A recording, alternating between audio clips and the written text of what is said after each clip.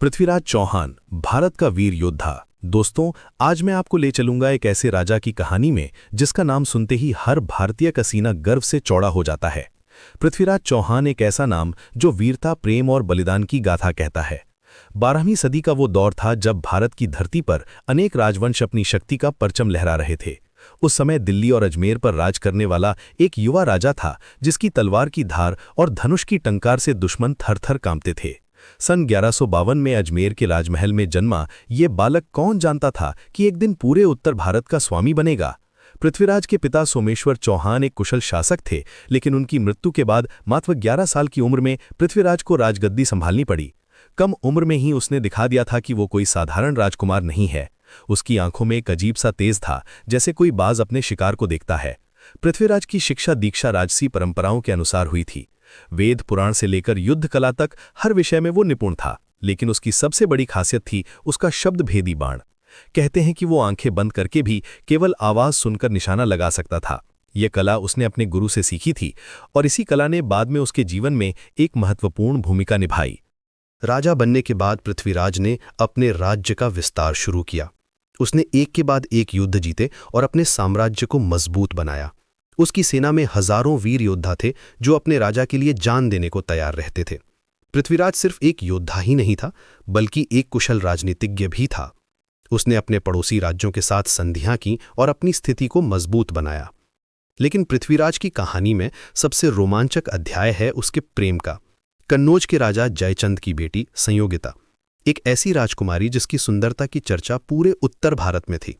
संयोगिता ने पृथ्वीराज के वीरता के किस्से सुने थे और मन ही मन उससे प्रेम करने लगी थी। दूसरी तरफ पृथ्वीराज भी संयोगिता की सुंदरता और गुणों से प्रभावित था। राजा जयचंद ने संयोगिता के स्वयंवर का आयोजन किया।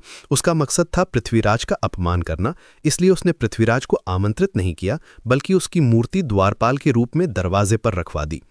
लेकिन प्रेम के आगे कोई चालाकी काम नहीं आती। स्वयंवर के दिन जब संयोगिता वरमाला लेकर राजाओं के बीच से गुजर रही थी, तो उसने सभी को नकारते हुए दरवाजे पर खड़ी पृथ्वीराज की मूर्ति के गले में माला डाल दी। अचानक वो मूर्ति हिली और सबके सामने पृथ्वीराज प्रकट हुआ। ये देखकर पूरी सभा में हड़कंप मच गया। पृथ्वीराज ने संयोगिता का हाथ पकड़ा और अपने घोड़े पर बिठाकर वहां से निकल गया। ये घटना इतनी तेजी से हुई कि कोई कुछ कर नहीं सका। जयचंद का अपमान हुआ था और उसने पृथ्वीराज से बदला लेने की कसम खाई।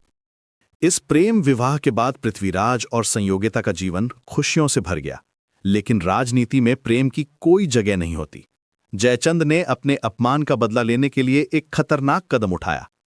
उस समय उत्तर पश्चिम से मोहम्मद गोरी के नेतृत्व में आक्रमणकारी भारत पर हमले कर रहे थे। जयचंद ने अपनी निजी दुश्मनी के चलते घोरी से हाथ मिला लिया। सन 1191 में तराइन का पहला युद्ध हुआ। इस युद्ध में पृथ्वीराज ने मोहम्मद गोरी को करारी हार दी। गोरी घायल होकर भागा और पृथ्वीराज की वीरता की गूंज पूरे भारत में फैल गई। लेकिन पृथ्वीराज ने एक बड़ी गलती की। उसने गोरी को जीवित छोड़ दिया। उस समय के राजधर्म के अनुसार यह सही था, लेकिन राजनीति की दृष्टि से यह एक भूल साबित हुई। मोहम्मद गोरी ने अपनी हार का बदला लेने के लिए तैयारी शुरू कर दी। उसने एक विशाल सेना तैयार की और सन 1192 में दोबारा भारत पर आक्रमण किया। इस बार तराइन का दूसरा युद्ध हुआ, जो भारतीय इतिहास का एक काला अध्याय बन गया। जयचंद की गद्दारी के कारण पृथ्वीराज को अकेले ही गोरी की विशाल सेना का सामना करना पड़ा। इस युद्ध में पृथ्वीराज वीरता से लड़ा, लेकिन संख्या में कम होने के कारण उसकी हार हुई। उसे बंदी बना लिया गया और गजनी ले जाया गया। यहां से शुरू होती है पृथ्वीराज की कहानी का सबसे दुखद लेकिन वीरतापूर्ण अध्याय। गोरी ने पृथ्वीराज की आंखें फोड़ दीं और उसे तरह तरह की यातनाएं दी। लेकिन पृथ्वीराज का साहस अभी भी टूटा नहीं था। उसके बचपन के मित्र चंदबरदाई ने एक योजना बनाई।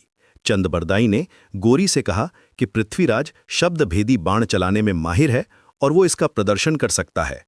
गोरी इस बात से प्रभावित हुआ और उसने दरबार में इसका आयोजन किया। चंदबरदाई ने एक चतुर योजना के तहत दोहे में गोरी की स्थिति बताई।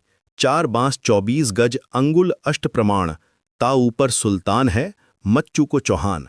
अंधे पृथ्वीराज ने इस संकेत को समझा और गोरी की आवाज की दिशा में तीर चलाया। तीर सीधे गोरी के सीने में जा लगा और वो मारा गया। इसके तुरंत बाद पृथ्वीराज और चंदबरदाई ने एक दूसरे को मारकर अपनी जान दे दी। वे जानते थे कि गोरी की मौत के बाद उन्हें भयानक यातनाएं दी जाएंगी, इसलिए उन्होंने वीरगति को चुना। इस तरह समाप्त हुई एक महान योद्धा की गाथा, लेकिन उसकी वीरता की कहानी आज भी हमारे दिलों में जिंदा है। पृथ्वीराज चौहान सिर्फ एक राजा नहीं था, बल्कि एक युग का प्रतीक था। उसने दिखाया कि सच्चा वीर वो होता है जो अंत तक अपने सिद्धांतों पर अड़िग रहता है। उसकी प्रेम कहानी आज भी लोगों को प्रेरणा देती है और उसकी वीरता के किस्से आज भी बच्चों को सुनाए जाते हैं। पृथ्वीराज का जीवन हमें सिखाता है कि जीत हार से बड़ी चीज होती है इंसान का चरित्र और उसके आदर्श।